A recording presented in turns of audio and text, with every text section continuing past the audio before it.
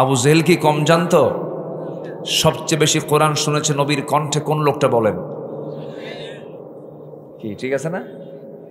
সারা রাত দাঁড়ায় দাঁড়ায় কোরআন শুনত।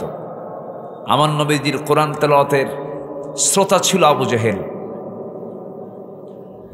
আবু জেহেল জানার পরে ভাবলো যে এই কালাম যদি আরবের লোকেরা যদি একবার শুনতে পায়, আমি আবু জেহেল আমার নেতৃত্বই থাকবে না। বলল কোরআন শুনো না। তাহলে ও কোরআন শুনতে গেছে কেন? এর ভিতর থেকে জানছে এটা দিয়ে আমার কোনো ক্ষতি হবে কিনা। যখন দেখলো আমার তো ক্ষতি হয়ে যাচ্ছে, আমার নেতৃত্ব চলে যাচ্ছে, মাহফিল বন্ধ। কি কথা কি বুঝতেছেন? তাহলে আবু জেহেলের সঙ্গে মিল আছে না নাই? আবু জেহেলরা বলেছিল কি, وقال الذين كفروا لا تسمعوا لهذا القرآن والغوا فيه لعلكم تغلبون। কাফেররা বলেছিল তোমরা কোরআন শুনতে যেও না, কোরআন শোনা থেকে দূরে থাকো, তোমরা বিজয়ী হয়ে যাবে। কিন্তু আমার আল্লাহর কথা হলো, বান্দার সম্পর্ক যতক্ষণ কোরআনের সঙ্গে থাকবে সেই বান্দা জাহান্নামে যাবে না, তার ঈমানটা তাজা হয়ে যাবে। ঈমান তাজা করার জন্য সব সময়ের ক্ষেত্রেই সব সময় কি সাথে নিতে হবে বলেন তো? কোরআন। কোরআন নিয়ে আমরা চলবো, জোরে বলি ইনশাআল্লাহ। 16 বছর কম খাওয়া খাইছে, হজম হয়নি। আল্লাহ তাআলা কোরআনে কারীমে বিভিন্ন মিসাল দিয়েছেন, এক্সাম্পল দিয়েছেন। যেরকম আল্লাহ তাআলা মশার উদাহরণ দিয়েছেন, আছে না? মশার উদাহরণ দিয়ে মাকড়সা, কামাসালিল আনকাবুত, মাকড়সার উদাহরণ দিয়েছেন, মশার উদাহরণ দিয়েছেন। কাফেররা বলল তোমার আল্লাহর কাজ নাই, কাম নাই, এই কিতাবের মতো, কোরআনের মতো একটা কিতাবে মশার নাম নাও লাগে? মাযা আরাদাল্লাহু বিহাযা মাসালা, কি দরকার ছিল এমন জাতীয় মিসাল দেওয়ার জন্য? আল্লাহ রাব্বুল আলামিন বলেন, ইন্নাল্লাহা লা ইস্তাহি আন ইয়াদরিবা মাসালাম মা বাউদাতান ফামা ফাওকাহা فأما الذين آمنوا فيعلمون أنه الحق من ربهم وأما الذين كفروا فيقولون ماذا أراد الله بهذا مثلا يضل به كثيرا ويهدي به كثيرا وما يضل به إلا الفاسقين। জোরে বলুন আল্লাহু আকবার। সূরাতুল বাকারা আয়াত নাম্বার 26। আল্লাহ রাব্বুল আলামিন মশার এখানে উদাহরণ দিয়েছেন। আজ থেকে ১৫০০ বছর আগে কাফেররা বলল কি দরকার ছিল যদি আমরা মশাকে ছোট্ট মনে করি? মশা কিন্তু শুধু ছোট প্রাণী নয়, এটার ভিতরে অনেক রহস্য লুকায়িত আছে। আল্লাহ রাব্বুল আলামিন এখানে স্ত্রী মশার নামটা নিয়েছেন, বাউদাতান বলেছেন। বাউদাতান মানে হলো স্ত্রী মশা। যে মশা কামড়ায়, পুরুষ মশা কামড়ায় না মহিলা মশা কামড়ায়? বলেন, কি মশা কামড়ায়? আস্তে কোনো শুনলো, কিন্তু এটা কিন্তু মশা কামড়ায়, মানুষ না। তাহলে মহিলা মশা কামড়ায়, স্ত্রী মশা কামড়ায়। আল্লাহ তাআলা বাউদাতান শব্দ বলেছেন, মহিলা মশার কথাই বলেছেন। গোলতা আছে, যারা আলেম ওলামা আছেন তারা কিন্তু বিষয়টা বুঝে ফেলেছেন। বাউদাতান, এই মশা যখন মানুষকে কামড়ানোর জন্য যখন তার চামড়ায় বসে, টের পাওয়া যায়? আজ থেকে টের পাওয়া যায়? টের পাওয়া যায় না। কেন টের পাওয়া যায় না? মশা যখন কোনো চামড়ায় বসে, বসার আগেই, বসা মাত্রই সে কি করে? ওই যেখানে বসে তার চতুর্দিকে অ্যানেস্থেসিয়া করে, অজ্ঞান করে। কি করে? অজ্ঞান। কোনো ডাক্তার যখন কোনো পেশেন্টের যখন কোনো অপারেশন লাগে, ধরুন হাত কেটে গেছে, সেলাই দিতে হবে, এই সময় যতটুকু সেলাই দেবে ততটুকু অবশ করে ফেলে, এটাকে বলে অ্যানেস্থেসিয়া। যারা মেডিকেল সায়েন্স, কি কোনো সমস্যা হচ্ছে নাকি? একটু বৃষ্টির ভাব মনে হচ্ছে, দু এক ফোঁটা। আমি তো প্রথমে দোয়া চেয়ে নিয়েছি, আল্লাহ রহমতের বৃষ্টি দিয়ে তুমি ধন্য করো। একটু তো কবুল হয়েছে, তো রাগ করতেছেন নাকি আপনারা এই জন্য? তো বৃষ্টি আসলে দৌড় মারবেন? তাহলে এটা কেমন কথা? দু এক ফোঁটা পড়তেছে আর ভাবতেছেন যে কি যেন হয়ে গেল। একটু বসেন, মাহফিল তো সফল, আল্লাহ যেন মাহফিলকে কবুল করে। জোরে বলি আল্লাহুম্মা আমিন। আল্লাহর কালাম তেলাওয়াত হয়ে গেছে। আমার আগে আলোচনা করেছেন একজন, মাহফিল তো সফল আলহামদুলিল্লাহ, এই তো সামান্য আর কিছু বাদ আছে। আমি এলেম কালাম তো তেমন কিছু নাই, কিছু কথা বলতে এসেছি। আমাকে থুয়ে যদি চলে যান, যে লোক মেহমানকে থুয়ে মারে দৌড়, তো ভালো ভালো মানুষের লক্ষণ নাকি? একটু বসেন। তাহলে মশা কি করে? আগে হুল ফুটায় না আগে অবশ করে? তাহলে মশা কি ছোটখাটো জিনিস না? ডাক্তারও, ডাক্তার অপারেশন করার সময় আগে কি করে? অ্যানেস্থেসিয়া করে, অবশ করে। আগে সে অবশটা করে নেয়। দেখেন ছোট্ট মশার ভিতরে এই মানে পদ্ধতিটাও আছে, এই ওষুধটাও আছে। আগে অজ্ঞান করে নিল, অজ্ঞান করে নেওয়ার পরে হুলটা আস্তে করে ফুটায় দিল। হুল ফুটায় দেওয়ার পর সামান্য পরিমাণ যেন বান্দা না টের পায়, ধীরে ধীরে তার সামনের হুল দিয়ে আস্তে আস্তে করে রক্তগুলো চুষে চুষে শেষে তার পেটের মধ্যে বড়ায় নিচ্ছে বংশ বিস্তারের জন্য। কিছু কিছু মশা আছে কখন বসে, কখন খায়, কখন যায় বান্দা টের পায় না। কিন্তু কিছু কিছু মশা আছে বেহুশ মার্কা মশা, এমন খাওয়া শুরু করে খাইতে খাইতে তার দেহের যে ওজন, খাদ্যের ওজন তার ডাবল, আর নড়তে পারে না, পাখার কাজ হয় না, শীত হয়ে পড়ে যায় অথবা মরে যায়। যে খাবে যত বেশি মরবে, দেরিতে না তাড়াতাড়ি। 16 বছর যারা ক্ষমতায় ছিল তারা খাইছে কম না খাইছে বেশি, হজম হয় না। আল্লাহ যে মশার উদাহরণ দিয়েছেন, এটি কি ঠিক আছে? আজ থেকে ঠিক আছে কিনা? এমন খাওয়া খাইছে হজম হয়নি, খাওয়াও শেষ, মরাও শুরু।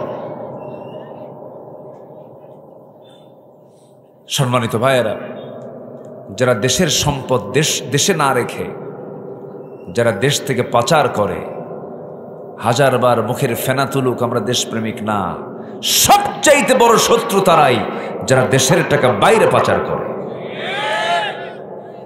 তাদের মুখে দেশপ্রেম মানায় না। আমার দিকে তাকান, অনেক কথা আছে আস্তে আস্তে করে বলবো। আমি খুবই আনন্দিত, সাথে আমি বহুদিন পর, আমি এখানে বারিন্দা একটা এলাকা আছে না, আমি আজ থেকে আরো মেবি 15-16 বছর আগে, আমার মনে পড়ছে যতটুকু আমি আসছিলাম। নওগাঁর মানুষ তো নতুন কিছুই নিয়ে থাকে, তারা পুরাতন গায়ের মানুষ না, সব সময় নওগাঁ মানে কি পুরাতন কিছু নাই, সব সময়ের জন্য নতুন নও। আবার নওজোয়ান মাঠ আছে না নাই বলেন তো? আচ্ছা, সব কিছু নতুন, পুরাতন কিছু নাই। আল্লাহ আপনাদেরকে জান্নাতের নতুন নিয়ামত ভোগ করার তৌফিক দান করুন। জোরে বলি আল্লাহুম্মা আমিন। তাহলে এক, মশা যখন কামড়ায় অ্যানেস্থেসিয়া করে, কি সুন্দর করে। নাম্বার 2 হলো, রাতের বেলা ঘুমাবেন আপনি, চতুর্দিকে, ঘরের চতুর্দিকে লাইট মেরে দেখলেন ঘরের মধ্যে একটা মশাও নাই, কিন্তু আপনি যখন লাইটটা বন্ধ করে যখন বিছানায় যখন পিঠটা লাগিয়েছেন, 10 মিনিট যেতে না যেতেই নাকের কাছে কানের কাছে এসে সারেগামা পাধানিসা আছে না নাই, এই যে ভন ভন করে গুনগুন করে আপনার কানের কাছে আওয়াজ করতেছে, মনে হয় রেল লাইন চলে। কি চলে? রেলের আওয়াজ চলতেছে, এত বিকট আওয়াজ আপনার কানকে এমনভাবে ব্যস্ত করে দিলে ঘুম তো হবেই না। এই যে মশাটা এসে আপনার কানের কাছে গুনগুন করতেছে, আওয়াজটা করতেছে, আপনি কিছুক্ষণ আগেই তো লাইট দিয়ে দেখলেন কোথাও কোনো মশা নাই, আপনাকে খুঁজে পাইলো তাও অন্ধকারে কেমনে, তার চোখও লাগলো না। বিজ্ঞান বলতেছে ৭৫ ফুট দূর থেকে একটা মশা টের পায় আলো এবং অন্ধকারে, এখানে কোন সলিমুদ্দি শুয়ে আছে। সুবহানাল্লাহ। কত ফুট দূর থেকে? ৭৫ ফুট দূর থেকে টের পায় এখানে কোন সলিমুদ্দি শুয়ে। আমি আপনি টের পাচ্ছি না, ও কিন্তু ঠিকই টের পাচ্ছে, টেনে নিচ্ছে আমাকে আপনাকে। এখানেই শেষ নয়, কানের কাছে এসে যে আওয়াজ করতেছি, এই আওয়াজ কিন্তু কোনো মশার ভোকাল করের কোনো আওয়াজ নয়, কণ্ঠের কোনো আওয়াজ নয়। এই আওয়াজটা হলো পাখার আওয়াজ। দুইটা পাখা নিয়ে যখন সে উঠতে থাকে, এই পাখাটা এত দ্রুত গতিতে নড়ে, বিজ্ঞান বলছে একটা মশা তার পাখাকে প্রতি সেকেন্ডে ৪০০ থেকে ৫০০ বার ঝাপটান মারতে পারে। যেরকম সুবহানাল্লাহ। আমি কি মিনিট কইছি না সেকেন্ড কইছি? সেকেন্ড। প্রতি সেকেন্ডে ৪০০ থেকে ৫০০ বার তার পাখা ঝাপটান মারে, নড়ায়। পৃথিবীতে আজ পর্যন্ত এত দ্রুতগামী কোনো মেশিন পৃথিবীতে আবিষ্কৃত হয়নি। একটু জোরে সুবহানাল্লাহ বলা যাবে না ভাই? একটু জোরে বলেন সুবহানাল্লাহ। নাম্বার ৪, মশার উদাহরণ কেন দিলেন?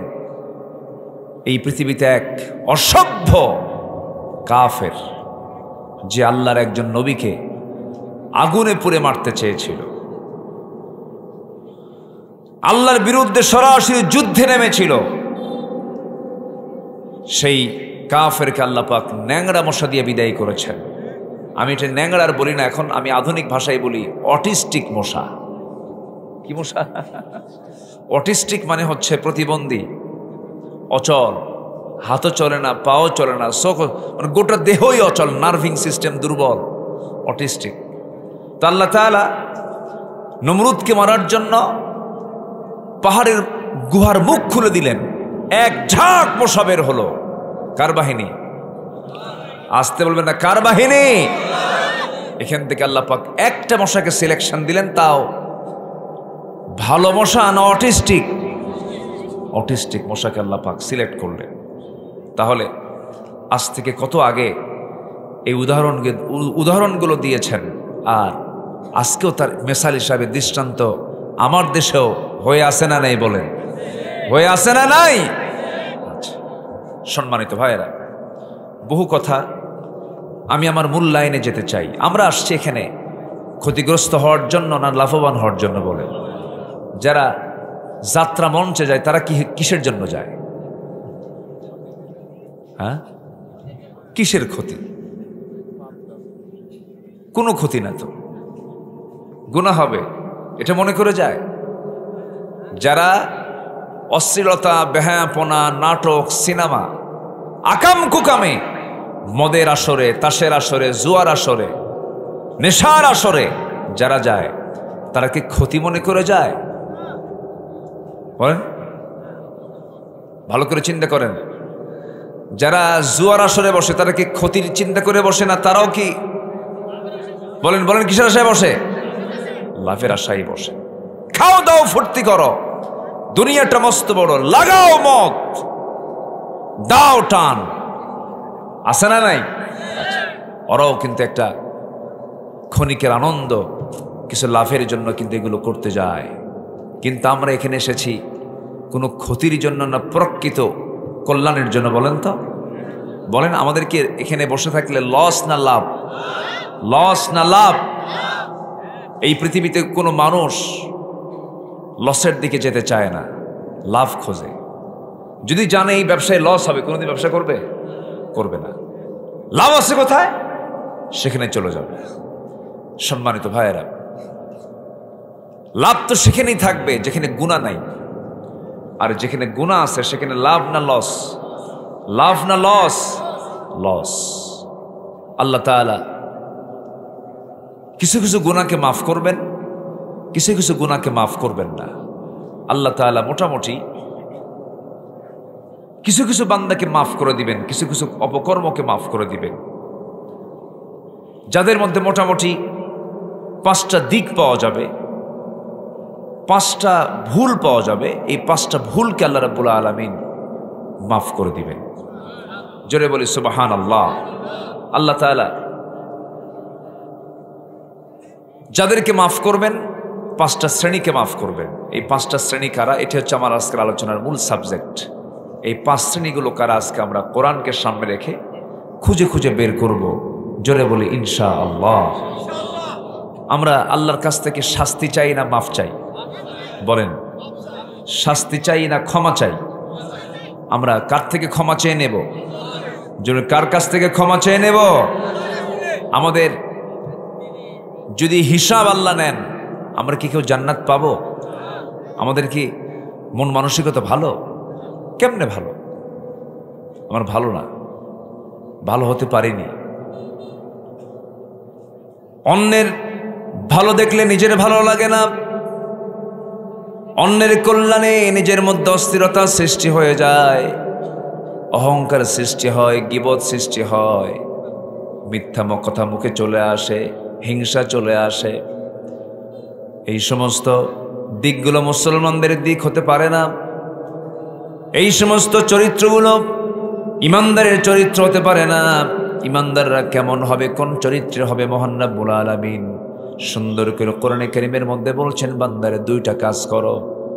সূরাতুল কাহফের শেষ দিকে আল্লাহ রাব্বুল আলামিন বলেন, যা দিয়ে আমি আলোচনা শুরু করেছি, তেলাওয়াত দিয়ে শুরু করেছি, মহান রব্বুল আলামিন বলেন, যারা পারেন আমার সঙ্গে ঠোঁট মিলিয়ে বলুন, ইন্নাল্লাযীনা আমানু ওয়া আমিলুস সালিহাতি কানাত লাহুম জান্নাতুল ফিরদাউসি নুজুলা খালিদিনা ফিহা লা ইয়াবগুনা আনহা হিওয়ালা। قل لو كان البحر مدادا لكلمات ربي لنفد البحر قبل أن تنفد كلمات ربي ولو جئنا بمثله مددا قل إنما أنا بشر مثلكم يوحى إلي أنما إلهكم إله واحد فمن كان يرجو لقاء ربه فليعمل عملا صالحا ولا يشرك بعبادة ربه আহাদা। জোরে বলুন আল্লাহু আকবার। সূরার নাম হলো সূরাতুল কাহাফ। সূরাতুল কাহাফ নাজিল হয়েছে মক্কায়। কোথায় হয়েছে বলেন? মক্কায়। এই সূরা যদি কোনো বান্দা যদি শুক্রবারে আমল করতে পারে, আল্লাহ রাব্বুল আলামিন সেই বান্দার থেকে আসমান পর্যন্ত গোটাই শূন্য জায়গা তার জন্য আলোকিত করে দেয়। এবং যদি কোনো বান্দা সূরাতুল কাহফটা যদি প্রত্যেক শুক্রবারে যদি আমল করতে পারে, আল্লাহ রাব্বুল আলামিন সকল প্রকারের ফিতনা সহ সবচেয়ে বড় ফিতনা দাজ্জাল থেকে আল্লাহ পাক তাকে রেহাই দিয়ে দিবেন। জোরে বলুন সুবহানাল্লাহ। সূরার নাম কি বলেন তো? কাহফ। আমি কিন্তু আলোচনার শেষে কিছু প্রশ্ন করব আমার আলোচনা থেকে। রাজি আছেন সবাই উত্তর দিতে? একটু মনোযোগ দিয়ে শুনবেন। আমার আলোচনার ধরনটা একটু ভিন্ন।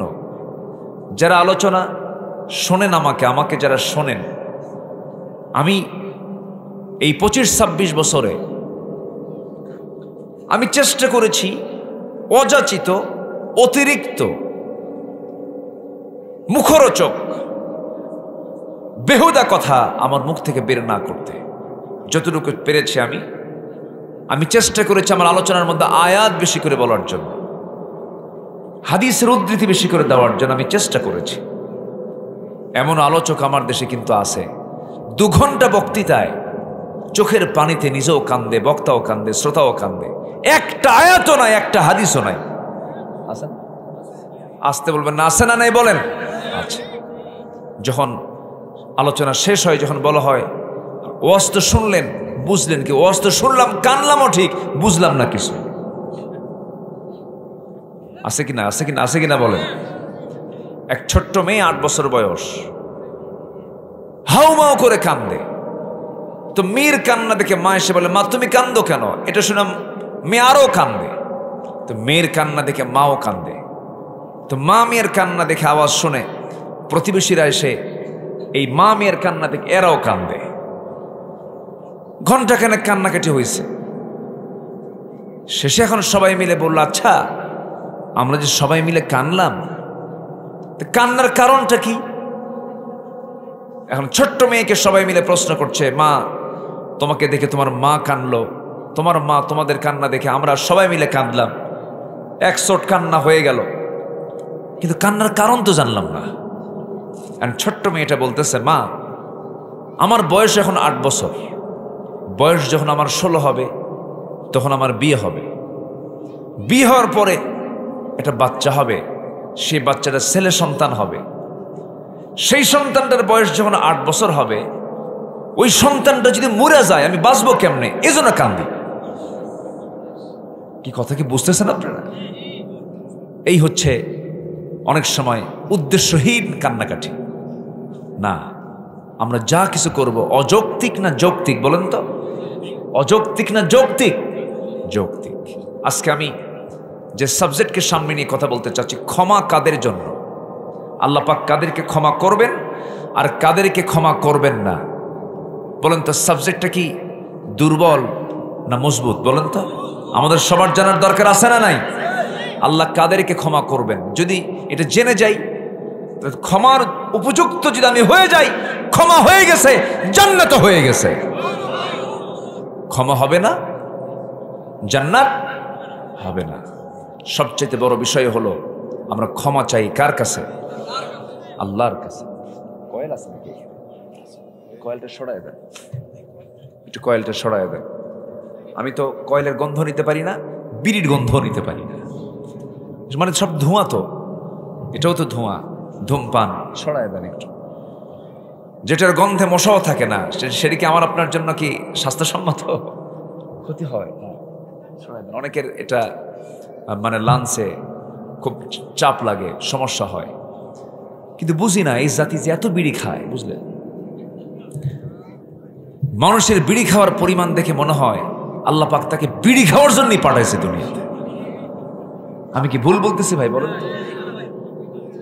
উঠতে বসতে শুইতে খাইতে, দরবারে বসতেও দরবারের ফায়সালা হয় না, ওইদিকে 3 প্যাকেট শেষ। আছে না নাই? আচ্ছা, অথচ উদ্দেশ্যহীন, কোনো উদ্দেশ্য নাই, কোনো লাভ নাই, লস ছাড়া চুল পরিমাণ কোনো লাভ নাই। আমার দেশের মানুষ বেশি নামাজ পড়ে না বেশি বিড়ি খায়? বেশি বিড়ি খায়। তাহলে কি ভালো কাজে বেশি না এমনি মন্দ কাজে বেশি? মন্দ কাজে বেশি। আল্লাহ নেশা থেকে আল্লাহ পাক আমাদেরকে বাঁচান, জোরে বলি আমিন। আল্লাহ কাদেরকে মাফ করবেন? আল্লাহ যাদেরকে মাফ করবেন তারা হচ্ছে 5 শ্রেণী। আমরা এর মধ্যে 1 নম্বর শ্রেণীকে আমরা একটু শিখে নেই, জেনে নেই।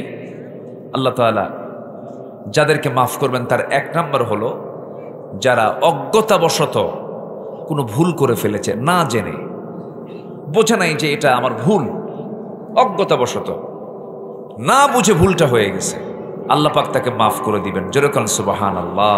আল্লাহর দয়া কম না বেশি বলেন তো? অনেক বেশি। এই আয়াতটা যখন আমি পড়ি না খুব আনন্দ লাগে। আল্লাহর দয়া কত!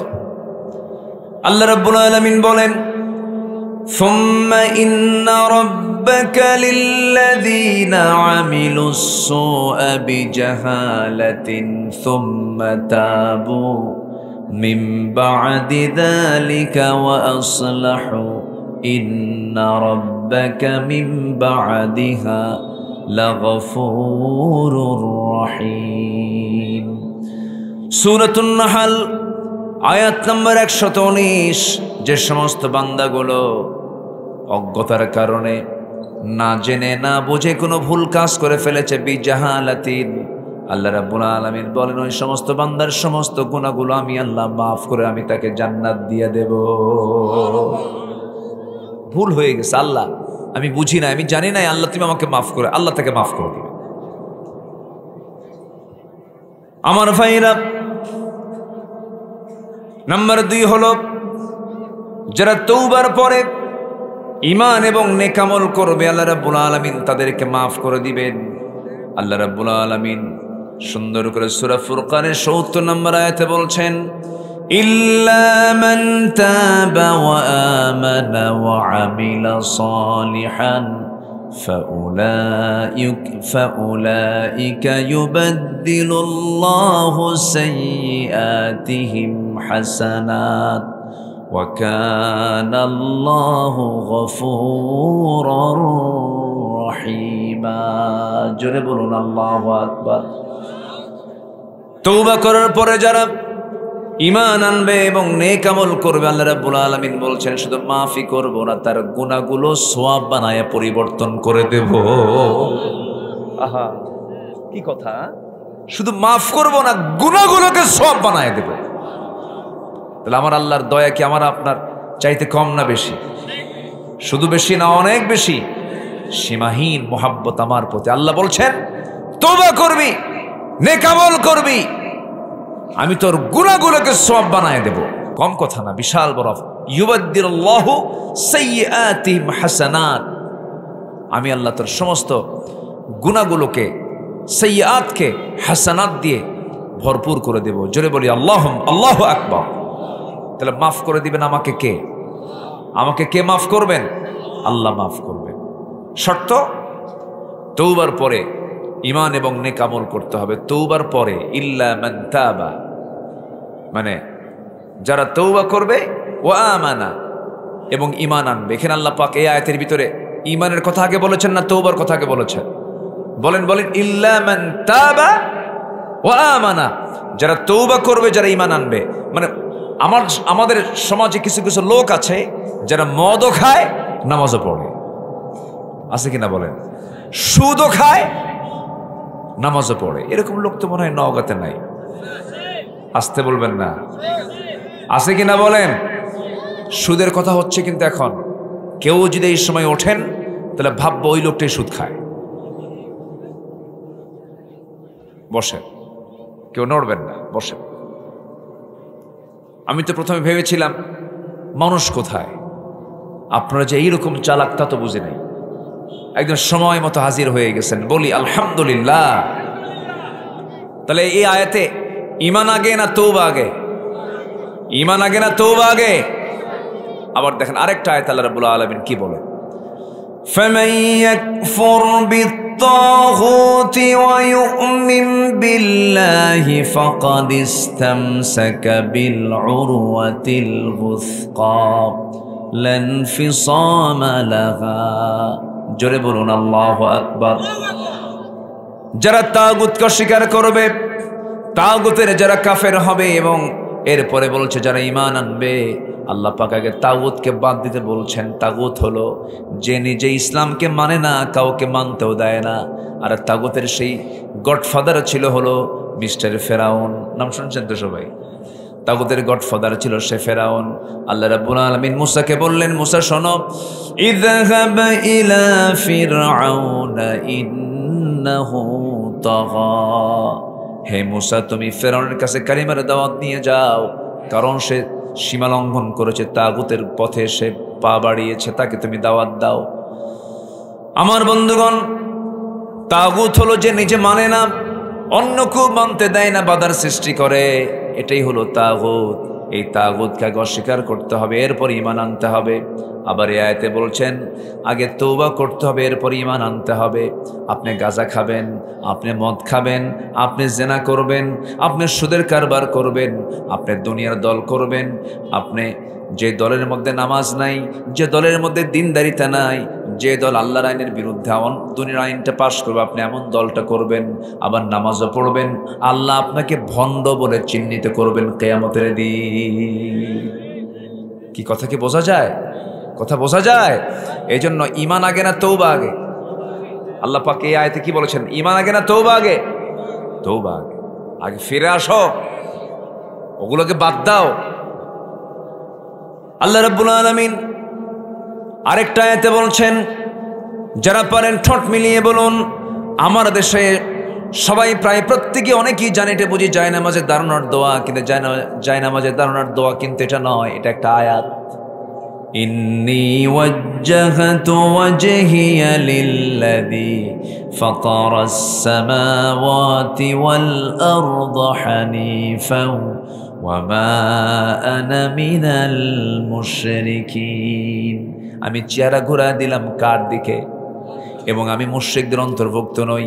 এই যে হাজিরা হজে যাচ্ছে, গতকাল প্রায় 1000 হাজির একটা সম্মেলন ছিল, সেখানে একটা আলোচনা ছিল। আমি সেখানে বললাম, শোনেন, হজে যাচ্ছেন, তালবিয়া পড়বেন, ওই তালবিয়ার অর্থটা ভালো করে জানবেন, ওই তালবিয়ার অনুকূলে যদি জীবনটা গ্রহণ করতে পারেন, আল্লাহ যদি আপনার হজটা কবুল করেন, নিষ্পাপ মাসুম বাচ্চা যেমন মার পেট থেকে গুনাহমুক্ত হয়ে আসে, যেমন তার চুল পরিমাণ গুনাহ থাকে না, যার হজটা কবুল হয়ে যায় আল্লাহ পাক তাকে নিষ্পাপ মাসুম বাচ্চার মতো কবুল করে নেন। কিন্তু শর্ত হলো, ওই তালবিয়ার মধ্যে কি পড়েছেন আপনি? লব্বাইক আল্লাহুম্মা লব্বাইক, লব্বাইক লা শারীকা লাক লব্বাইক, ইন্নাল হামদা ওয়ান নি'মাতা লাক ওয়াল মুলক লা শারীকা লাক। এখানে কিন্তু বারবার একটা কথাই বলতেছে, বান্দা আল্লাহ আমি তোমার সঙ্গে শরীক স্থাপন করি না কাউকে। কিন্তু এই দুনিয়াতে চলতে নিয়ে কত বান্দা, আমার দেশের সিংহভাগ বান্দাগুলো আল্লাহর আইনের পক্ষে না কথা বলে, দুনিয়ার দল যারা করে, দুনিয়ার আইন যারা প্রতিষ্ঠা করে, তাদের দলে যোগদান করে। আছে না নাই? যারা আল্লাহর বান্দা হয়ে যারা আল্লাহর আইন না মেনে দুনিয়ার আইনকে বিশ্বাস করে, দুনিয়ার দল বিশ্বাস করে, ওর চাইতে বড় মুশরিক দুনিয়াতে নাই। মনে হয় রাগ করলেন মনে হয়। যদি মনে করেন এটাই রাজনীতি, এটাই আমাদের রাজনীতি, এটাই রাজনীতি। আপনি ভাববেন, নামাজ পড়লাম, রোজা রাখলাম, ঠাকঠুক মেরে মসজিদ মাদ্রাসা বানালাম, দান সাদগা করলাম, এতিমকে দেখলাম, জান্নাত আল্লাহ না দিয়ে আল্লাহ যাবে কই? এটা ভাবতেছেন? অসম্ভব ব্যাপার। আবু জেহেল রাষ্ট্র চালাবে, রাসূল শুধু নামাজ পড়বেন তা হতে পারে না। একটা মুসলিম রাষ্ট্রে কখনো সুদের কারবার চলতে দেওয়া যেতে পারে না, জেনার লাইসেন্স দেওয়া যেতে পারে না, নারী সংস্কারের নামে পতিতার কর্মকে শ্রম বলে চালিয়ে দেওয়া, এই সমস্ত বিধিবিধান, এই সমস্ত সংস্কার প্রস্তাবকে আমরা অবশ্যই দিল থেকে ঘৃণা করি, ঠিক কিনা? সম্মানিত ভাইয়েরা, সম্মানিত বন্ধুগণ, আগে অপকর্মকে নিজের জীবন থেকে মাইনাস করতে হবে, সুদকে হারাম মনে করতে হবে, জেনাকে হারাম মনে করতে হবে, আল্লাহর আইনের বিরুদ্ধে দুনিয়ার আইনকে, এটাকে দিল থেকে ঘৃণা করতে হবে। আপনি সবই জগা খিচুড়ি করবেন, এটা ঈমান আনা হয়নি। ঈমান আপনাকে নতুন করে আনতে হবে, ঠিক কিনা বলেন? নতুন করে ঈমান আনতে হবে। এরকম করে আবু জেহেল রাসূলকে প্রস্তাব দিয়েছিল, মুহাম্মদ শোনো, ঘুম থেকে উঠলি তুমি আমাকে দেখো, আমি তোমাকে দেখি, একই বংশের মানুষ, খামাকা গন্ডগোল করার কি দরকার? আসো মিলেমিশে থাকি, তোমার ধর্ম 6 মাস, আমার ধর্ম 6 মাস, তুমি আমার লাত মানত ওজ্জাকে বৈধতা দিয়ে দাও, আমি তোমার আল্লাহকে বৈধতা দিয়ে দেবো। দেখছেন কথার সাইজ? দেখছেন? দুটো নিয়েই চলি আমরা। আমার রাসূল এই কথা শোনা মাত্রই বলেন, চাচা এ তো চলবে না। কেন? আয়াত নাজিল হয়ে গেছে। আল্লাহু আকবার বলেন। আয়াতটা কি দেখেন, আর সেই আয়াতের আমাদের প্রয়োগগুলো করে নেতাগুলো কোথায় দেখেন। আল্লাহ রাব্বুল আলামিন আয়াত নাজিল করলেন, ওয়ালা আনতুম আবিদুনা মা আ'বুদ ওয়ালা আনা আবিদুম মা আবাদতুম ওয়ালা আনতুম আবিদুনা মা আ'বুদ লাকুম দীনুকুম ওয়ালিয়া দীন। তোমরা যারা গোলামি করো, তোমরা যারা আইন মানো, আমি তার আইন মানি না। তোমরা যারা ইবাদত করো, আমি তার ইবাদত করি না। আমি যারা ইবাদত করি, তোমরা তার ইবাদত করো না। লাকুম দীনুকুম ওয়ালিয়া দীন। তোমার দিন তোমার কাছে, তোমার দল তোমার কাছে, তোমার জীবন বিধান তোমার কাছে, আমার দিন আমার দিন আমার কাছে। এটাকে ব্যাখ্যা করে এখন ভুল ব্যাখ্যা দিয়ে বলে বউ এক ধর্ম মানবে, স্বামী আরেক ধর্ম মানবে, তোমার দিন তোমার কাছে, আমার দিন আমার কাছে। দেখছেন কথার সাইজ দেখছেন? পার্লামেন্টে দাঁড়ায়া বলে, একজন এমপি বলে, আমার দেশের এমপি বলে, মাননীয় স্পিকার আমার ছেলে বিয়ে করেছে ভারতের কলকাতার গাঙ্গুলি পরিবারে, মেয়েটা হিন্দু, আমার বৌমা হিন্দু, আমার ছেলে মুসলমান। আমার বৌমা যখন ঢাকায় থাকে তখন সে 5 ওয়াক্ত নামাজ পড়ে, যখন সে কলকাতা যায় তখন সে পূজাও করে। মাননীয় স্পিকার, এটাই তো ধর্মের স্বাধীনতা। স্পিকার কয় রাইট রাইট। কি কথা কি বুঝতেছেন? এই ছিল 16 বছর। কার দেশে আর কোনো মহিলা খুঁজে পান নাই আমেরিকা বিয়ে করা লাগে?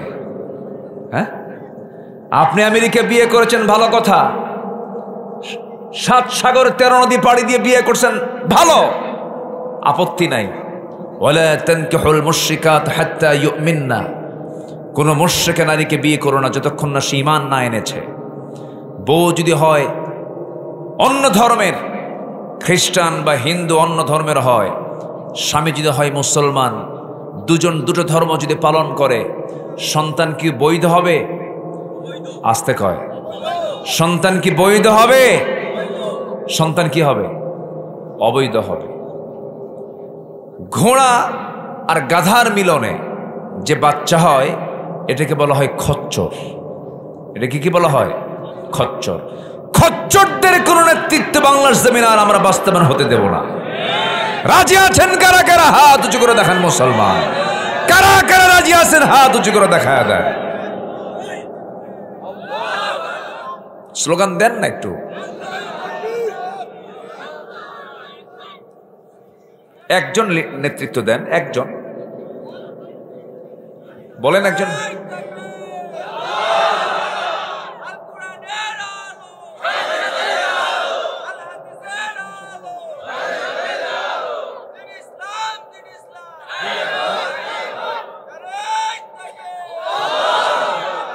আল্লাহ কবুল করুন, জোরে বলি আমিন। সম্মানিত ভাইয়েরা, রাগ করলেন মনে হয়? আপনারা রাগ করতেছেন? বাস্তব কথাগুলো বলছি, মন খারাপ করা যাবে না। যাদের ব্যক্তিগত জীবনে ইসলাম নাই তারা আমার লিডার হতে পারে না। ইসলাম আছে সে আমার নেতা, ইসলাম নাই সে আমার জুতা, সে আমার কি? ইসলাম আছে আমার নেতা, আমার লিডার। ইসলাম নাই সে নেতা নয়, সে জুতা। মানি না, সোজা কথা। আমি জাহান্নাম যেতে চাই না তো, আমি কোথায় যেতে চাই? কোথায় যেতে চাই? কোথায় যেতে চাই? অতএব আগে ক্লিয়ার হতে হবে, আগে হারাম বাদ দিই। আগে কি বাদ দিতে হবে? হারাম আগে বাদ দিয়ে, হারাম দল, হারাম কাজ, হারাম খাদ্য সব বাদ দিয়ে ইল্লা মান তাবা ওয়া আমানা, তওবা করে ঈমান আনো। আল্লাহু আকবার বলেন। মানে কিছু কিছু লোক আছে কেমন জানেন? প্লাস মাইনাস চিন্তা করে। কি চিন্তা করে? প্লাস মাইনাস চিন্তা করে। ওই চোরের মতো কোরবানির আগের জুমায় খতিব এমন খুতবা দিছে, যদি কেউ কোরবানি দেয়, কোরবানির পশুর গায়ে যত পশম, প্রত্যেকটা পশমে একটা করে নেকি। এই উদ্বুদ্ধকরণ ওয়াজ শুই না চোরের চিন্তা হলো যেমন করে হোক আমাকে কোরবানি দিতেই হবে। চুরি করে গরু নিয়ে আসছে। কি করে আসছে? চুরি করে। চুরি করে যখন গরু আনছে, ফজরের সময় ফজর হয়ে গেছে, আজান। ইমাম সাহেব ওযু করার জন্য মসজিদের বাইরে বের হয়েছেন, দেখে যে একজন দড়ি নিয়ে একটা গরু, এই সময় গরু নিয়ে আসে। ব্যাপারটা কি? এত রাত্রিতে গরু কোথা থেকে কোথায় নিয়ে যাও? হুজুর দোষটা আপনার। কেন? আপনি এমন বয়ান করছেন, এই বয়ান শুনে কি আর কুরবানি ছাড়া থাকা যায়? আমি কুরবানি দেবো কেমন? আমার কিছু নাই, টাকা নাই, পয়সা নাই, কি করবো? চুরি করে আনছি। আমি কি তোমাকে চুরি করে আনে কুরবানি দিতে বলছি? তা জানি আপনি বলেন নাই, কিন্তু চিন্তা করলাম একটা গরুর গায়ে কতগুলো পশম থাকে, এতগুলো পশমে একটা একটা করে নেকি, অসংখ্য নেকি এক পাল্লায়, আর চুরি করার গুনাহ একটা। প্লাস মাইনাসে মাইনাস। যদি সওয়াব না হয় অন্তত গোশত খাওয়া তো বোনাস। কথা কি বোঝা যায়? এরকম হিসাব কষে জান্নাত পাওয়া যাবে না। জান্নাত পেতে হলে হারামকে আগে হারাম মনে করে বাদ দিতে হবে। সবাইকে রাজি আছেন? সবাইকে রাজি আছেন? আমার কথায় মনে হয় মনক্ষুণ্ণ হচ্ছেন। আজকের কথার মধ্যে আপনি কোনো রস পাবেন না, কিন্তু এই কাজগুলো আমল করলে জান্নাত আমরা পেয়ে যাব। আল্লাহু আকবার। জান্নাতের পথে যেতে হবে। হুজিবাতুল জান্নাহ বিল মাকারিহি, হুজিবাতুন নারু বিশ শাহাওয়াত। জান্নাতটা হলো কষ্ট দিয়ে মুড়ানো, আর জাহান্নামটা হলো আনন্দ উল্লাস দিয়ে দুনিয়ার মুড়ানো।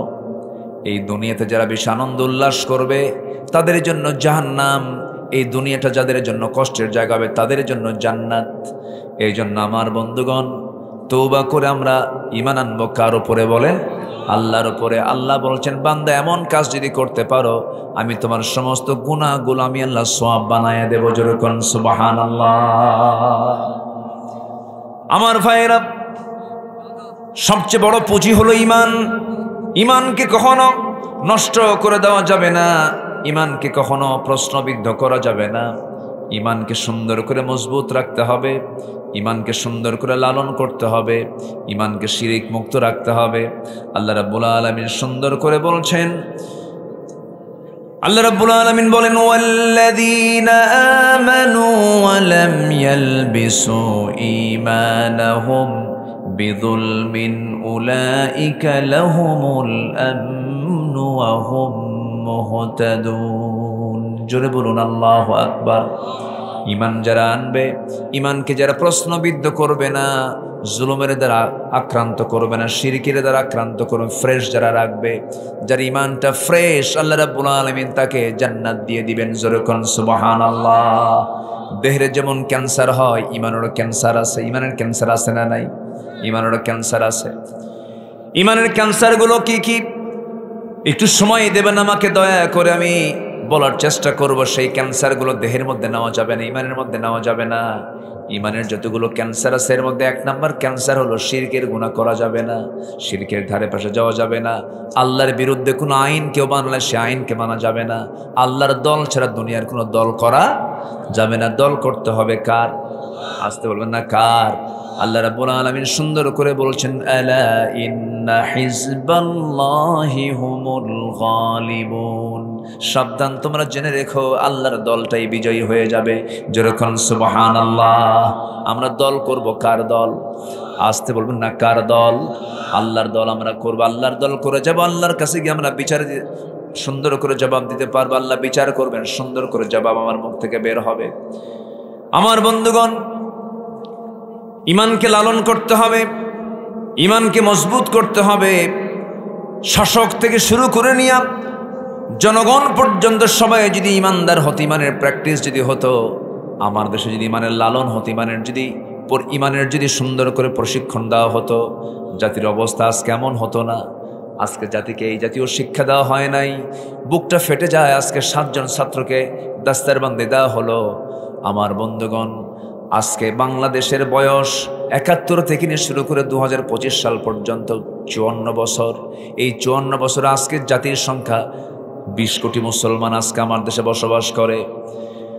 যেই শিক্ষা না নিলে পরে নামাজ হয় না, যে শিক্ষা না নিলে পরে আপনি নামাজটা সহি করে পড়তে পারবেন না, নামাজে ভুল হয়ে যাবে, সেটা হচ্ছে কোরআন শিক্ষা করা।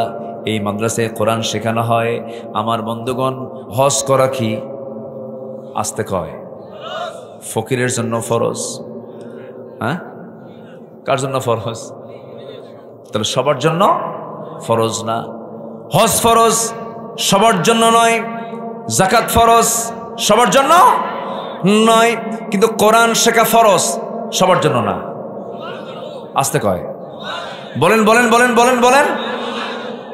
তাহলে যাকাত সবার জন্য নয়, হজ ফরজ সবার জন্য নয়, নামাজ যেমন সবার জন্য ফরজ, কোরআন শেখাও সবার জন্য, আরো জোরে কোন, সবার জন্য ফরজ।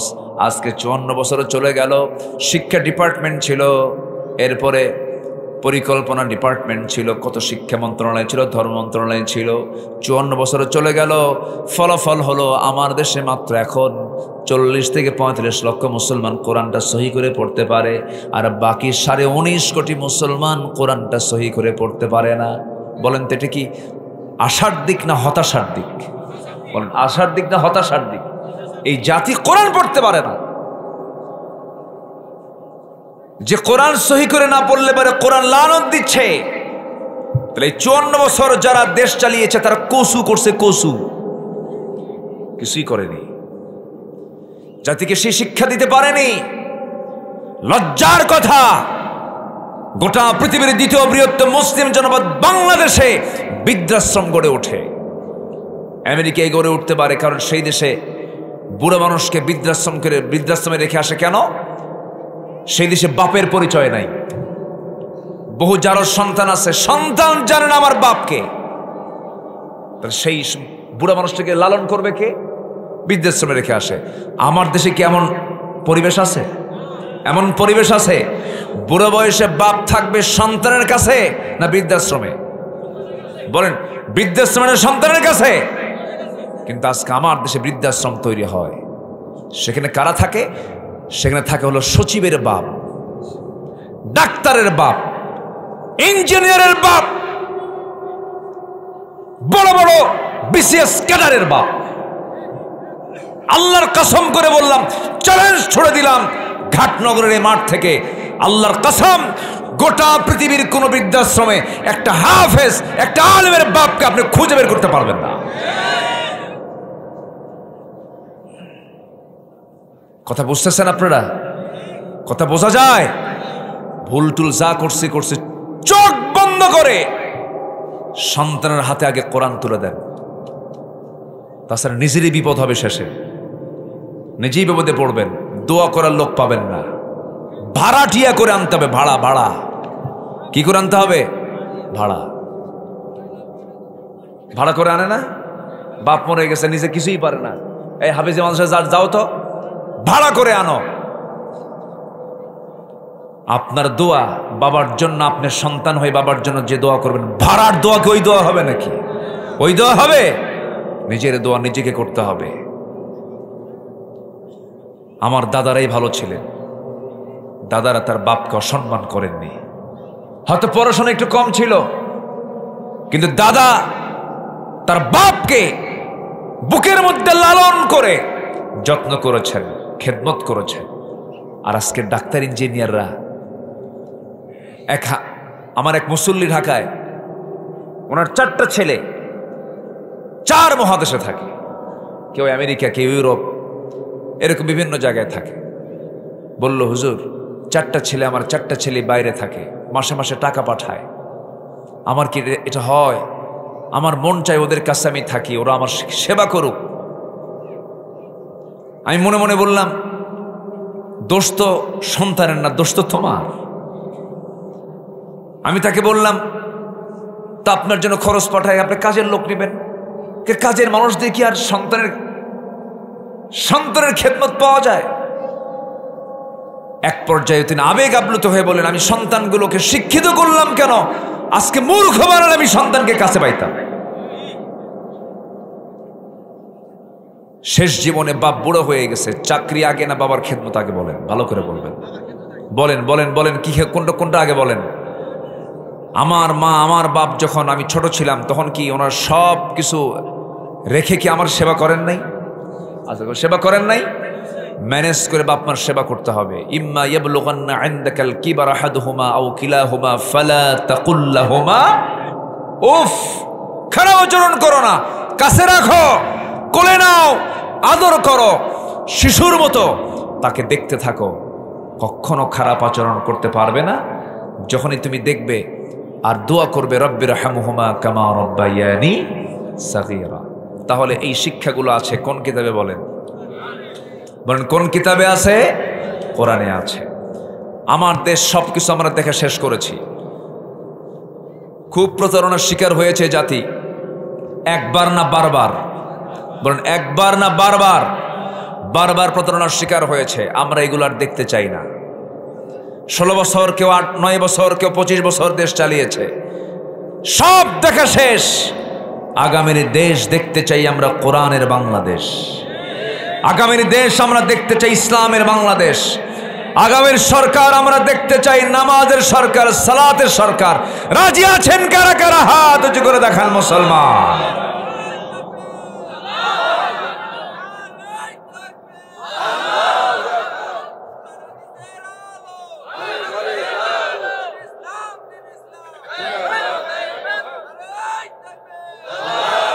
কোরআন হাদিস যেখানে, আমার নেতা তোমার নেতা, নারায়ে তাকবীর। আল্লাহ কবুল করুন, জোরে বলি আমিন। আসেন দোয়া করি। দোয়া করব, আলোচনা চালাবো। কারো কোনো সমস্যা নাই তো? এই যে ওই লোকটা উঠলো কেন? ধরেন তো, বসেন বসেন। এত সুন্দর মানুষ আপনারা, আমি খুবই খুশি হয়েছি। বলি আলহামদুলিল্লাহ, আমি খুবই খুশি হয়েছি। একটু বসুন। আজকে যদি আমরা একটা কোরআনওয়ালা শাসক পেতাম, একটা ওমর যদি পেতাম, জানেন দেশটা কোথায় যেত? আজকে দেশটা কোথায় চলে যেত? একজন শাসকের কথা মনে পড়লো আমার। সাইয়েদনা ওমর ফারুকের শাসন আমলে একজন গভর্নর ছিলেন। একজন কি গভর্নর, প্রাদেশিক। যেরকম ভারতের বিভিন্ন জায়গায় রাজ্য আছে, তার রাজ্যের মুখ্যমন্ত্রী আছে। তো প্রাদেশিক গভর্নর হিমস নামক একটা এলাকা, সেটার প্রাদেশিক গভর্নর একজন সাহাবী সাঈদ বিন আমির রাদিয়াল্লাহু তাআলা আনহু। এই সাহাবী 1 বছর দায়িত্ব পালন করলেন। জনগণ তার উপরে বিরক্ত। কেন্দ্রীয় সরকার খলিফাতুল মুসলিমিন ওমর ফারুক রাদিয়াল্লাহু আনহুর কাছে গিয়ে বলা হলো, এই গভর্নর চলবে না, ওনাকে উঠায় দিয়ে আরেকটা গভর্নর পাঠায় দেন। কেন? তার বিরুদ্ধে 4টা অভিযোগ। কয়টা অভিযোগ বলেন? 4টা অভিযোগ। 1 নম্বর অভিযোগ হলো প্রত্যেক দিন অফিসে দেরি করে আসে। আসতে হবে 9টায়, আসে হলো 10টায়। নাম্বার 2 হলো সপ্তাহে 1 দিন আসে না, সপ্তাহে 1 দিন আসে না। নাম্বার 3 হলো সন্ধ্যার পরে যখন তার কাছে আমরা যাই কোনো কাজের জন্য, সে ডাকে সাড়া দেয় না। নাম্বার 4 হলো মাঝে মাঝে অফিসে গিয়ে দেখি মরা মানুষের মতো, মৃগী রোগীর মতো অজ্ঞান হয়ে জমিনে পড়ে থাকে। এই সমস্ত মৃগী রোগীর মতো অচল মানুষ দিয়া গভর্নরের দায়িত্ব পালন হবে না। আমিরুল মুমিনিন ওমর ফারুক রাদিয়াল্লাহু আনহু, গভর্নরটা আপনি উঠায় নেন, আমরা এই লোক দিয়ে কাজ করব না। ওমর ফারুক রাদিয়াল্লাহু তাআলা শুনলেন। শোনার সঙ্গে সঙ্গেই তিনি চিঠি পাঠালেন আর বলেন, সাঈদ বিন আমির তোমার বিরুদ্ধে জনগণ আমার কাছে ক্লেম করেছে, অভিযোগ দিয়েছে, আসো। করলেন কি, যাওয়ার সময় একটা বাঁশ, যেটাকে বাং বলে, ধান যখন নিয়ে আসে জমি থেকে, কিসে করে নিয়ে আসে? বাঙে করে নিয়ে আসে। সামনে ধান, পিছনে ধান থাকে। এই গভর্নরের সামনে কিছু সামান, পিছনে কিছু সামান নিয়ে তিনি মদিনার উদ্দেশ্যে রওনা করলেন। খলিফার সামনে গিয়ে দাঁড়ালেন। সাইয়েদনা ওমর ফারুক বলছেন, হিমসের গভর্নর সাঈদ বিন আমির, আমি তোমাকে দারুণ মহব্বত করি, কিন্তু তোমার বিরুদ্ধে জনগণ যে অভিযোগগুলো দিয়েছে কতটুকু সত্য বলো। সাঈদ বিন আমির বলছেন, আমিরুল মুমিনিন, আপনি যেহেতু অভিযোগের সমস্ত কথাগুলো শুনেছেন, আমাকে একটা একটা করে বলেন। এই 4টা কারণ যখন বলা হলো, তিনি মুস্কান মেরে বলছেন, এই 4টা অভিযোগের সুস্পষ্ট জবাব আমি সাঈদ, আমি আপনাকে এক্ষণে দিয়ে দেব। তারা যে অভিযোগ দিয়েছে, আমি অভিযোগটা খণ্ডন করতে পারবো। সাইয়েদনা ওমর ফারুকের বুকে সাহস চলে আসলো। হারে, আমি তো সাঈদকে খুব ভালোবাসি, জবাব যদি চলে আসে খুব ভালো কথা। ঠিক আছে, সাঈদ নাম্বার 1 হলো প্রত্যেক দিন অফিসে দেরি করে যাও কেন? তিনি বলছেন, আমিরুল মুমিনিন, দেরিতে যাওয়ার কারণ হলো প্রত্যেকটা দিন আমি যখন ঘর থেকে বের হই, আল্লাহ আমাকে অনেকগুলো সন্তান দান করেছেন। আমি গরিব মানুষ, আমার বাড়িতে কোনো কাজের মানুষ নাই। আমার স্ত্রী একা রান্না বান্না, কাপড় চোপড় ধোয়া সব কিছু একে মেনটেন করতে পারে না। কাজের মানুষের অভাব, এই জন্য আমার বউটার হেল্পারি করে সমস্ত কিছু ধুয়ে রান্না বান্না করতে আমার একটু দেরি হয়ে যায়, এই জন্য অফিসে আমি আসতে একটু আমার দেরি হয়। ওমরে ফারুকের চোখে পানি চলে আসছে, আরে আমি কাকে সন্দেহ করতেছি? একটা রাষ্ট্রের প্রধান, বাড়িতে কোনো কাজের মানুষ নাই। নাম্বার 2, সপ্তাহে একদিন আপনি আসেন না কেন? সপ্তাহে একদিন অফিসে আপনি কেন যান না? জনগণ আপনার বিরুদ্ধে অভিযোগ দিয়েছে, আপনাকে অফিসে গিয়ে পায় না মানুষ। তিনি বলছেন, আমিরুল মুমিনিন, 7 দিনের 6টা দিন যে পাই আমি, 6টা দিন আল্লাহি, আল্লাহর কসম করে বলি, আমিরুল মুমিনিন, আমার গায়ে যে জুব্বাটা দেখতেছেন, এই জুব্বা ছাড়া বিকল্প আর একটা জুব্বা আমার নাই। এই একটা জুব্বা পরে আমি 6টা দিন অফিস মেইনটেইন করি, কিন্তু শুক্রবার যেদিন চলে আসে আপনার বর্ণিত হাদিস, সেদিন সুন্দর পোশাক পরে যেতে হয়, পরিচ্ছন্ন পোশাক পরে জুমার নামাজে শামিল হতে হয়। 6টা দিন একটা কাপড় পরতে পরতে ময়লা হয়ে যায়। শুক্রবারের সকালবেলা আমি ধুইতে যাই, ধুইতে গেলে পরে বিকল্প কোনো জামা না থাকার কারণে আমি কোন জামা পরে যাব, জামা নাই। এই জন্য একটা দিন অফিসে আমি যেতে পারি না, আমার কাপড় চোপড় না থাকার কারণে। ওমরে ফারুককে দেখে অস্থির হয়ে যাচ্ছে, না হয় আমি কার বিরুদ্ধে এই প্রশ্নগুলো শুনলাম। নাম্বার 3 হলো, সন্ধ্যার পর যখন জনগণ তোমার সঙ্গে দেখা করার জন্য বাড়িতে চলে যায়, তুমি ডাকে সাড়া দাও না কেন? তিনি বলেন, আমিরুল মুমিনিন, সকাল থেকে সন্ধ্যা পর্যন্ত জনগণকে সর্বোচ্চ সেবা দেওয়ার চেষ্টা করি, কিন্তু আল্লাহ আমার যে আল্লাহ পাক সন্তানগুলো দান করেছেন, তাদের তো কিছু হক আছে, তাদের কিছু অধিকার আছে। সন্ধ্যা যখন হয়ে যায়, সন্তানগুলোকে নিয়ে তালিমে বসে যাই, স্টাডিতে বসে যাই, তাদেরকে দিন শিখাই, ইসলাম শিখাই, কোরআন শিখাই, হাদিস শিখাই। সন্তানদের জন্য সন্ধ্যার পরে টাইমটা বের করেছে, এই জন্য কোনো জবাব দেই না, কারোটাকে সাড়া দেই না। এবং ওই যে সন্ধ্যা থেকে নিয়ে শুরু করে সন্ধ্যার পরে সন্তানের হক আদায় করি, আর এশার নামাজ পড়ার পরে খাওয়া দাওয়া সম্পন্ন করে গোটা রাত কিয়ামুল লাইল করে আমি আল্লাহর হক আদায় করি। জোরে কোন সুবহানাল্লাহ, আরো জোরে বলে সুবহানাল্লাহ।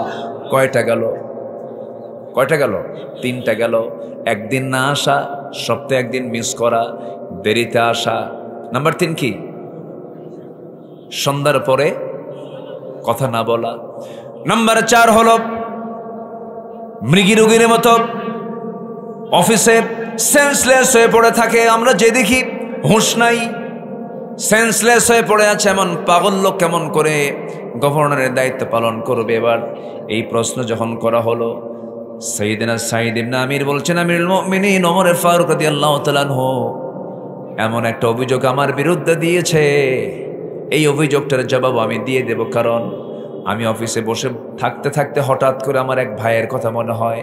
ওই ভাইটার কথা যখন মনে হয় আমি সেন্সলেস হয়ে পড়ে যাই। কোন ভাই? ওই যে খুবাইব বিন আদি রাদিয়াল্লাহু তাআলা আনহু। কোন খুবাইব?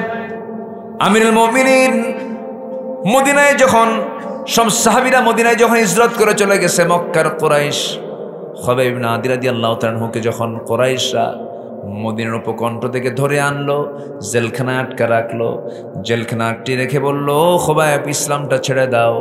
খুবাইব বলল, জীবন দিয়ে দেব, ইসলাম দেব না। জীবন দিয়ে দিবি, ইমান বিক্রি করতে পারবো না।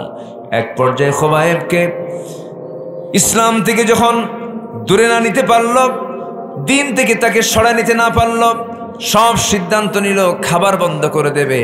খাবারটা বন্ধ করে দিল। খাবার বন্ধ করে দিলে হবে কি? যে বান্দার দায়িত্ব আল্লাহ নিয়ে নেন, এই পৃথিবীর কোনো খাদ্য তাকে বাঁচাতে পারে না, একমাত্র আল্লাহই তাকে বাঁচাতে পারেন। যেরকম সুবহানাল্লাহ। ব্যাখ্যায় আসছি, এই খুবাইব যখন খাবার তার বিরুদ্ধে পাশ করে দিয়েছে, কোনো চুল পরিমাণ কোনো খাবার পানীয় দেওয়া হবে না, সেই দিন থেকে একটানা 2 থেকে 3 মাস পর্যন্ত তাকে কোনো খাবার না দিলেও আল্লাহ সরাসরি খুবাইবকে খাবার পাঠায়া দিয়েছেন। যেরকম সুবহানাল্লাহ। শেষ রাত যখন হয়ে যেত, আল্লাহর কালাম তেলাওয়াত করতেন, ফেরেশতারা তার সামনে জান্নাতের আঙ্গুরের ছড়াগুলো ঝুলায় রাখতেন, একটা করে আঙ্গুর ছিঁড়ে ছিঁড়ে মুখের মধ্যে দিতেন আর জিকির করতেন, লা ইলাহা ইল্লাল্লাহ, লা ইলাহা ইল্লাল্লাহ, লা ইলাহা ইল্লাল্লাহ, সুবহানাল্লাহ আলহামদুলিল্লাহ, লা ইলাহা, আরো জোরে, লা ইলাহা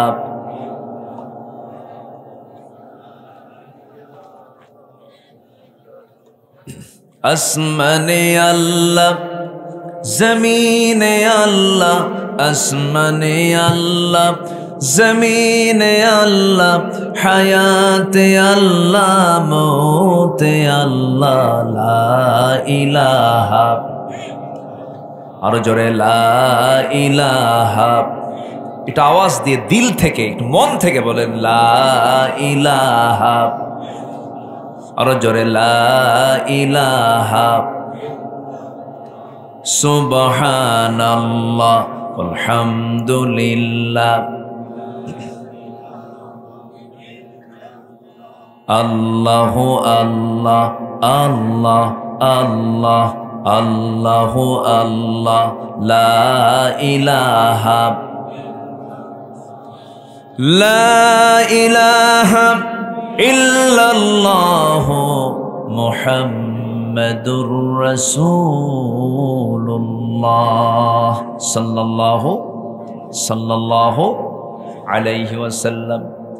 আমার বন্ধুগণ, একটু মনোযোগ দিবেন, কান লাগাবেন, চিন্তা করে দেখুন, ইমানদারা যদি কোনো শাসক হয়, ইমানদারা যদি কোনো গভর্নর হয়, সেই জনপদে কেমন করে রহমত নাজিল হয়। দেখেন, সাঈদ ইবনে আমির রাদিয়াল্লাহু আনহুর বিরুদ্ধে যখন অভিযোগ দেওয়া হলো, মৃগী রোগীর মতো অজ্ঞান হয়ে পড়ে থাকে, সেন্সলেস হয়ে পড়ে থাকে, তার খেদমত আমরা নেব কেমনে, তার সেবা আমরা নেব কেমনে? তিনি বলেন, আমিরুল মুমিনিন ওই খুবাইবকে যখন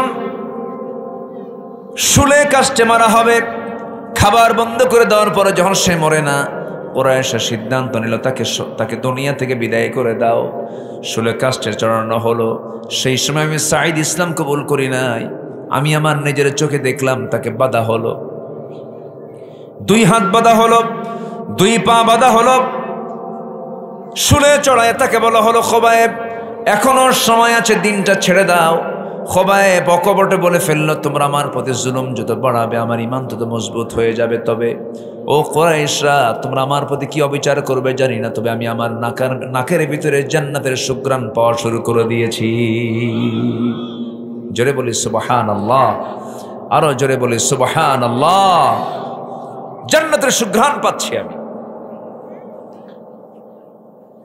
আমি সাঈদ বিন আমির দেখতে পেলাম একজন কাফের গিয়ে আমার সেই সাঈদ বিন আমির, সেই দিনই ভাই, আমার সেই প্রিয় ভাই, আমি সাঈদ বিন আমির দেখতে পেলাম খবাইব বিন আদি কি ওই কাফেরের মধ্যে একজন কাফের এসে কুরাইশ এসে তার ডান হাতে একটা আঘাত করলো, ডান হাতটা ছিটকে পড়ে গেল, বাম হাতে আঘাত করলো, বাম হাতটাও কেটে পড়ে গেল। একজন কাফের এসে এনে যে তরবারি দিয়া বুক দিয়ে ঢুকায় পিঠ দিয়ে তরবারি বের করে দিল। খোবায়েব চিৎকার মেরে লা ইলাহা ইল্লাল্লাহ বলে দুনিয়া থেকে বিদায় নিয়ে নিলেন। আমার চোখের সামনে এত বড় একটা হত্যাকাণ্ড ঘটে গেল। আমি শিরকিয়াতের কারণে প্রতিবাদ করি নাই, দিন গ্রহণ করি নাই, কিন্তু যেদিন আমি দিন গ্রহণ করেছি আমিরুল মুমিনিন, সেই দিন থেকে নিয়ে আজ পর্যন্ত বারবার ওই আমার সেই খোবায়েবের কথা যখন মনে হয়, সেন্সলেস হয়ে মৃগী রোগীর মতো তখন আমি অজ্ঞান হয়ে জমিনে পড়ে থাকি। ওমরে ফারুক কাঁদতেছেন, সুন্দর করে গভর্নরকে বুকের মধ্যে আলিঙ্গন করে নিয়ে বলছেন, ভাই সাঈদ রে, আমার চিন্তা চেতনায় ভুল ছিল, আমি বিশ্বাস করেছিলাম, আল্লাহ আল্লাহর কসম করে বলি, তুমি আমার চাইতেও আল্লাহর সবচাইতে প্রিয় বান্দা। জোরে কোন সুবহানাল্লাহ। ও সাঈদ বিন আমির, আমি তোমাকে আবার হিমসের আবার পুনরায় গভর্নর করে তোমাকে আবার হিমসে পাঠায় দিলাম, যাও চলে যাও, গভর্নরের দায়িত্ব পালন করো। ওমরে ফারুক রাদিয়াল্লাহু একদিন সেই এলাকায় গেলেন, এবার বললেন, শোনো হিমসের অধিবাসী, দেখো তো এই হিমসের মধ্যে সবচেয়ে গরিব লোকগুলো কারা, গরিব লোকের একটা তালিকা দাও, আমার গভর্নমেন্ট থেকে, আমার ফান্ড থেকে আমি তাদেরকে কিছু দান করব, তাদেরকে বিশেষ কিছু স্পেশাল তাদেরকে কিছু দিয়ে দেব। একটা গরিবের তালিকা দেওয়া হলো। সেই গরিবের তালিকার মধ্যে 1 নম্বর হলো সাঈদ। 1 নম্বর কে? সাঈদ। শুধু সাঈদ লেখা আছে। তিনি বললেন, এই সাঈদটাকে সব জনগণ একসঙ্গে বলে ফেলতে, সাঈদ তো সেই সাঈদ যে সাঈদ হলো আমাদের হিমসের গভর্নর। জোরে কোন সুবহানাল্লাহ। গরিবের তালিকায় কয় নাম্বার? কয় নাম্বার? 1 নম্বর। শুধুমাত্র এটা শুধু বাস্তবায়ন হয়েছে একটা মাত্র কারণে, শাসক ছিল কিন্তু তারা ছিল সঠিক খাঁটি ইমানদার শাসক, ঠিক কিনা বলে? এই জন্য সবচেয়ে বড় পুঁজি হলো জাতিকে ভালো করার জন্য জাতিকে আল্লাহওয়ালা ইমানদার বানাতে হবে, আল্লাহওয়ালা ইমানদার বানাতে হবে। আল্লাহ কবুল করুন, জোরে বলি আমিন, আরো জোরে বলি আল্লাহুম্মা আমিন। সম্মানিত ভাইয়েরা, আমি যে সাবজেক্ট নিয়ে কথা বলতে চাচ্ছিলাম মনে আছে কিনা আপনাদের? আল্লাহ মাফ করবেন 5 জনকে। বলেন কয়জনকে? 5 শ্রেণীকে মাফ করবেন। নাম্বার 1 মনে আছে কি আপনাদের? বলেন তো। ভুলবশত কোনো যদি কেউ গুনাহ করে ফেলে, আল্লাহু আকবার বলেন, অনেক সুন্দর জবাব দিয়েছেন। নাম্বার 2 হলো তওবার পরে যারা ঈমান আনবে, নেক আমল করবে, আল্লাহ রাব্বুল আলামিন তাদেরকে মাফ করে দিবেন। আল্লাহ রাব্বুল আলামিন নাম্বার 3 তাদেরকে মাফ করবেন। আল্লাহ ওয়াদা করেছেন। কার ওয়াদা বলেন? আল্লাহর ওয়াদা। আল্লাহ ওয়াদা করেছেন যে সমস্ত বান্দাগুলো ভালো করে ঈমান আনবে, ভালো করে নেক আমল করবে, ওয়াদাল্লাহুল্লাযীনা আমানু মিনকুম ওয়া আমিলুস সালিহাত লাহুম মাগফিরাতুন ওয়া আজরুন আযীম। আমি আল্লাহ ওয়াদা করছি যারা ঈমান আনবে এবং নেক আমল করবে আমি তাদেরকে মাফ করে দেব, ওয়া আজরুন আযীম, এবং বিশাল পুরস্কার আমি তাকে পুরস্কৃত করব। তাহলে আমার বন্ধুগণ, আমার আল্লাহ তাআলা মাফ করবেন। ভালো করে ঈমান আনতে হবে, ভালো করে নেক আমলগুলো করতে হবে। নাম্বার 4 হলো পাপাচার করার পর যে বান্দা আল্লাহকে স্মরণ করবে, চোখের পানি ফেলে ফেলে কাঁদবে এবং যে গুনাহ করেছে সেই গুনার দিকে আর যাবে না, এমন সিদ্ধান্ত নেবে যে বান্দা, আল্লাহ তাকে মাফ করার সিদ্ধান্ত নিয়েছেন। যেরকম সুবহানাল্লাহ। আল্লাহ রাব্বুল আলামিন বলেন, والذين إذا فعلوا فاحشة أو ظلموا أنفسهم ذكروا الله فاستغفروا لذنوبهم ومن يغفر الذنوب إلا الله ولم يصروا على ما فعلوا وهم يعلمون। জোরে বলুন আল্লাহু আকবার। আল্লাহ রাব্বুল আলামিন বলেন, যে সমস্ত বান্দাগুলো ফাহিশা কাজ করার পরে যখন নিজে নিজে অনুতপ্ত হয়ে যায়, নিজে নিজে চোখের পানি ফেলে ফেলে কান্দে এবং আল্লাহর কাছে বলে, আল্লাহ যে গুনাহটা করেছিলাম তোমার কাছে তওবা করলাম, জীবনে এই জাতীয় গুনার দিকে যাব না, আল্লাহ রাব্বুল আলামিন সেই বান্দাকে মাফ করে দেন। যেরকম সুবহানাল্লাহ। তাদের ব্যাপারে আল্লাহ রাব্বুল আলামিন তার পরের আয়াতই বলছেন। এই দুটো আয়াত হলো সূরা আলে ইমরানের 135 এবং 136 নম্বর আয়াতে আল্লাহ রাব্বুল আলামিন বলেন, উলাইকা জাযাউহুম মাগফিরাতুম মির রাব্বিহিম ওয়া জান্নাতুন তাজরি মিন তাহতিহাল আনহারু খালিদিনা ফিহা ওয়া নি'মা আজরুল আমিলিন। জোরে বলুন আল্লাহু আকবার, আরো জোরে আল্লাহু আকবার। রাগ করলেন নাকি আপনারা? এই যে যাচ্ছেন যে না বলে, একটু বসেন, একটু বসেন। অনেক রাত হয়ে গেছে, অনেক দূর থেকে আসছেন, কষ্ট পাচ্ছেন। খুব বেশি সময় আর নেব না, আর একটা পয়েন্ট শুধু আছে, একটু বসেন। আল্লাহ সবাইকে শেষ অবধি দোয়া পর্যন্ত থাকার তৌফিক দান করুন। আজকের দোয়াটা বেশি জরুরি আমি মনে করছি। কেন জানেন? আমরা যখন এখানে বসে আছি, ফিলিস্তিনের বাচ্চাগুলো না খেয়ে মারা যাচ্ছে, কাশ্মীর জ্বলন্ত অগ্নিকুণ্ড হয়ে আছে, ভারতের মসজিদগুলো বুলডোজার দিয়ে ভাঙ্গা হচ্ছে। আমরা সেই নির্যাতিত মুসলমানদের জন্য শেষে দোয়া করব। দোয়া করবেন না ইনশাল্লাহ? সবাই দোয়ায় শামিল হবেন না? যিনি এই কথা শোনার পরও যিনি চলে যাবেন, দোয়া না করে চলে যাবেন, আমি মনে করি তার চাইতে বড় কৃপণ আর কেউ নাই। বসেন, আমরা একসঙ্গে দোয়া করে যাব। ওই মুসলিম ভাইদের জন্য আমরা দোয়া করব, আল্লাহ যেন তাদেরকে সকল প্রকার জুলুম থেকে আল্লাহ পাক তাদেরকে যেন রেহাই দেন। জোরে বলি আল্লাহুম্মা আমিন, আরো জোরে আল্লাহুম্মা আমিন। সম্মানিত ভাইয়েরা, প্রোগ্রামটা একটা মাদ্রাসার প্রোগ্রাম। গত বছর মাহফিল বাস্তবায়ন হতে দেয় না, তাই না? মাহফিল তো হয় নাই না? এবছর আল্লাহ পাক, আল্লাহর মেহেরবানি, থানায় কি যাওয়া লাগছে? এবছর যাওয়া লাগছে। আর গত বছরের চিত্র যদি এবছর থাকতো, আমি কি এখানে আসতে পারতাম? আমি মনে হয় আসতে পারতাম না। কমিটির জুতার তলা ক্ষয় হয়ে যেত থানায় যাওয়া আসা করতে করতে, তা অনুমতি মিলতো না। এবছর আল্লাহ পাক একটা অনুকূল পরিবেশ দিয়েছেন, বলি আলহামদুলিল্লাহ। কিন্তু সবার কাছে আমার একটা দাবি আছে, সেটা হলো মাদ্রাসার জন্য সবাই দোয়া করবেন। হ্যাঁ, নাম্বার 2 হলো নিজের সন্তানকে মাদ্রাসায় দিবেন। নাম্বার 3 হলো যতটুকু অর্থ আছে আপনার, সে অর্থ থেকে কিছু অর্থ মাদ্রাসায় আপনি দিবেন। দোয়া করেন কমপ্লিট যদি ইসলামী রাষ্ট্র যদি দেশে গঠন হয়, এই তাফসির মাহফিলগুলো গভর্নমেন্ট সরকার বহন করবে। এটা মাহফিল মাদ্রাসাগুলো গভর্নমেন্ট চালাবে, মসজিদগুলো গভর্নমেন্ট চালাবে। কিন্তু এখন তো সেই ইসলামী রাষ্ট্র নাই।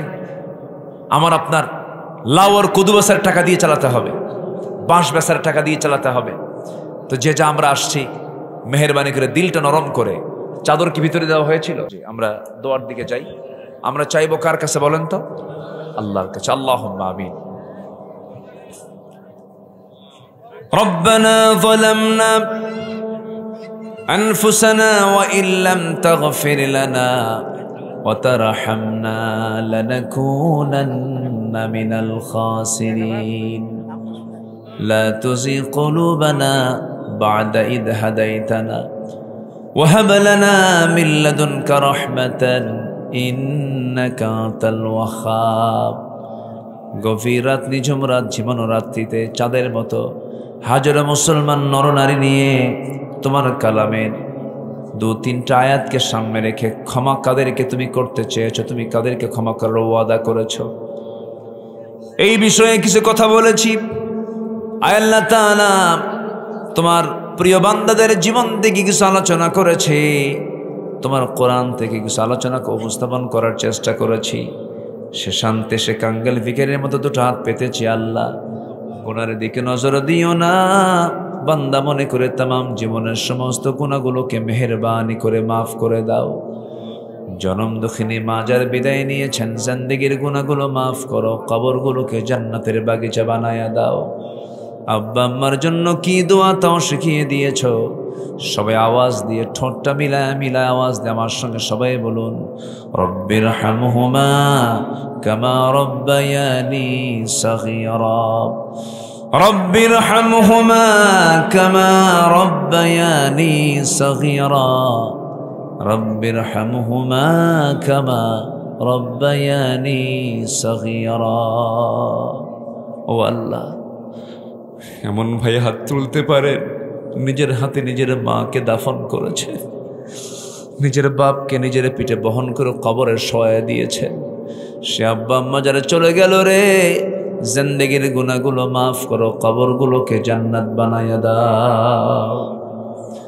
আয় আল্লাহ তাআলা, মাহফিলটার আয়োজন করলেন যারা, শোনার জন্য আসলেন যারা, বিনিময়ে কিয়ামতের দিন এই মাহফিল সবার জন্য নাজাতের কারণ বানায় দিও আল্লাহ। ঘাটনগর মাদ্রাসাকে কবুল করো, গ্রামকে কবুল করো।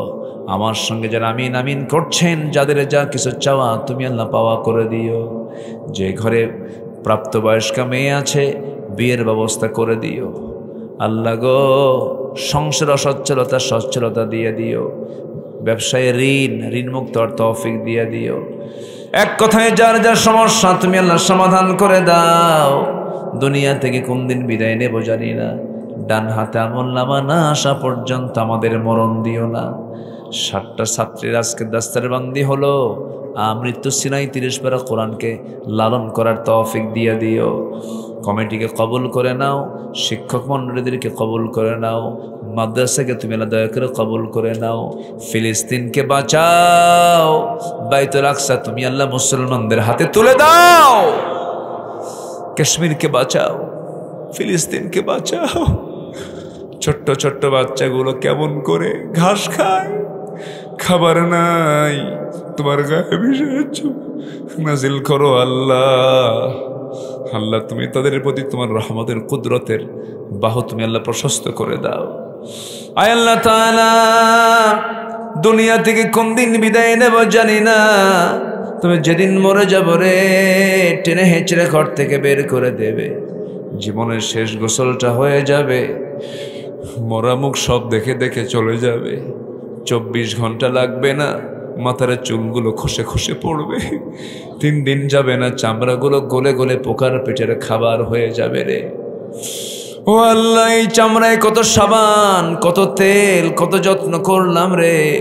মরে যাব, সব পোকার পেটের খাবার হবে। মাত্র 7টা দিন পার হবে না, পেটের নাড়িভুড়িগুলো সব চোখ মুখ কান নাক দিয়ে বের হওয়া শুরু হয়ে যাবে, পেটটা ফুলে যাবে, সব ছিন্ন বিচ্ছিন্ন হয়ে যাবে, কিম্বুত কিমাকার চেহারা হয়ে যাবে রে।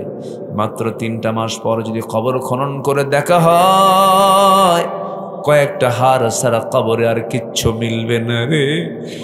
এই তো জীবন রে আল্লাহ। কিসের বাহাদুরি, কিসের মাতব্বরি, কিসের মাস্তানি, কিসের অহংকার রে আল্লাহ। তুমি ছাড়া কোনো বন্ধু আমার নাই। সে অন্তিম সময়ে যখন চলে আসবে, জবানে জারি করে দিও লা ইলাহা ইল্লাল্লাহ মুহাম্মাদুর রাসূলুল্লাহ। আসসালামু আলাইকুম ওয়া রাহমাতুল্লাহি ওয়া বারাকাতুহু।